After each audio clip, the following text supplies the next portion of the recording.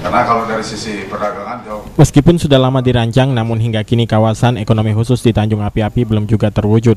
Bahkan Deputi Bidang Koordinator Industri Inovasi Teknologi dan Kawasan Ekonomi Kementerian Perekonomian beberapa waktu lalu meminta agar pembentukan kawasan ekonomi khusus Tanjung Api-Api tersebut dipercepat.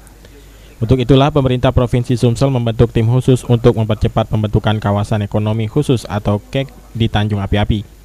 Asisten 2 Pemerintah Provinsi Sumsel, Edi Hermanto, berharap dengan adanya tim khusus ini nantinya semua persoalan melalui satu pintu sehingga lebih terarah. Nah, jadi kami harapkan dengan yang hadir di sini, tolong kalau seandainya ada investasi ataupun apa yang ingin masuk ke Sumatera Selatan yang memang ingin cepat seperti Pak Johnson sampaikan, konkret, sampaikan kepada kita bahas bersama-sama, kita undang, kita masukkan agenda kemana dia. Wibisono, PAL TV.